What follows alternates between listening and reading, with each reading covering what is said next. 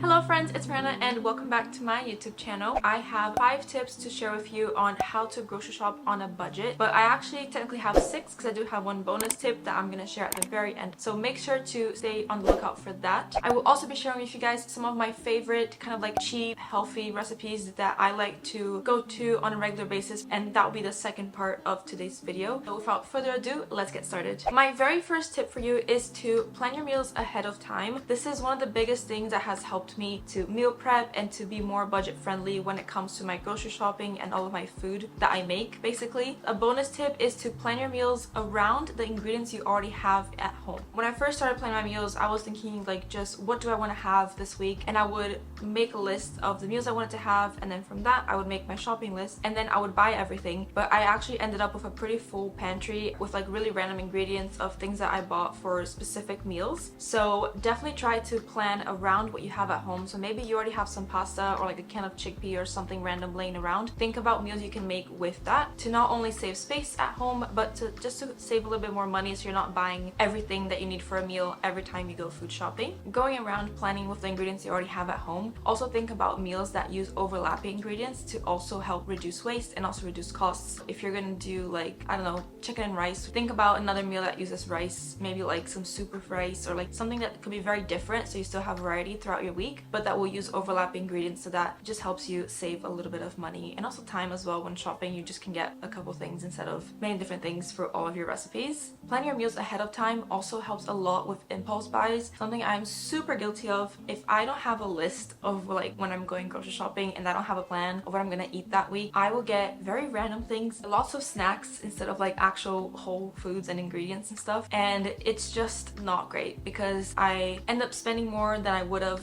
if I had checked my pantry and actually made a plan. So definitely plan your meals ahead of time. My favorite way to do this is to split like my laptop screen with my calendar and then a list of like my reminders, and then I will plan out my meals, so breakfast, lunch, and dinner, for like about 4 to 7 days. It depends how much I want to plan in advance and what my week is looking like. And then as I plan my meals, on the right side where I have my list, I will write the ingredients that I need compared to what I already have at home. Going right along with the first one, which is all about planning your meals, I kind of already touched on it, is to make a list when you're going shopping, because just planning your meals is like a great first step. But if that's all you're doing, you're still gonna go to the grocery store with no actual list of what you have to buy for those meals, and you will most likely overspend, or worse, forget something that you need, and maybe even go to like a convenience store, which is gonna be even more expensive. This video is all about helping you save money when grocery shopping, so planning ahead of time and then making that list, making sure you take that list. My favorite way of doing that is just keeping it on my phone so that I always have it with me, and if I have time or I'm passing by a grocery store, I can already pick up the things that I need, and that's it. Like, I won't be overbuying or forgetting things. My next tip is to buy the store brand when possible and if suitable, because I know that in very rare cases the name brands might actually be better quality or just taste different, and you might prefer that, and that's okay. But a lot of the times the store brand is pretty much the same,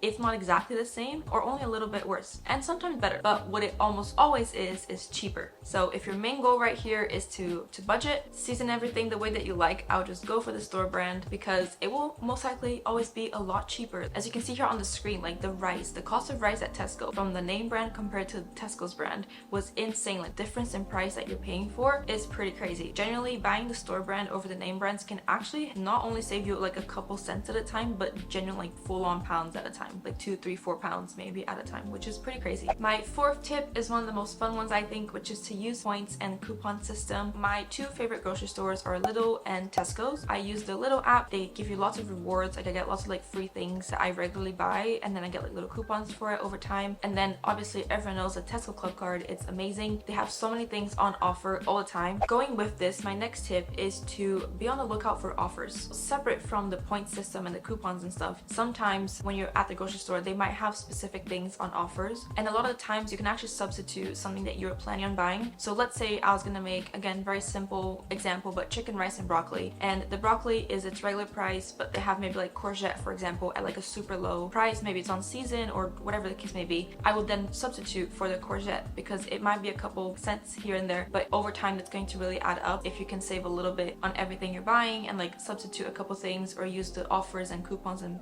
point system. You're gonna end up saving a lot of money. One thing I'll say just be cautious about is when you are looking out for offers, don't buy something just because it's on offer, but buy it either because you're gonna need it now or in the very near future, like if it's something that you usually buy, or like I said, substituting for something else. Those are all my tips on how to grocery shop on a budget to help you save a little bit of money. I hope that you find those helpful. If you guys have like any other tips, leave them down below please, so that we can all share and learn from each other. Now I'm gonna show you some of my favorite go-to meals to meal prep that are relatively healthy, balanced meals and that are usually quite cheap to make, and a lot cheaper than like what you'd get at restaurants, and way healthier and more nutritious than getting a meal deal for your lunch, for example, and cheaper than meal deals as well. Now these meals, I will say, they are very simple. It's nothing exquisite, but that is just kind of what I love about home cooking. Things that are simple, they're flavorful, they're cheap, and they're nutritious. I just love it so much to be able to cook at home and know that I'm doing something good for my body and for my wallet as well, and for my taste buds because it tastes nice as well. So my first thing to share is for breakfast, and two of my staple meals are fried eggs and chia pudding. So for the fried eggs, I will say from time to time I do get that kind of like egg ick feeling that I think a lot of us can relate to,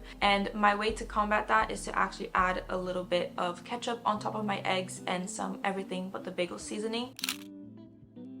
Now please do not kill me. I know ketchup on eggs, a lot of people might be like, what are you doing? That's disgusting. Just trust me.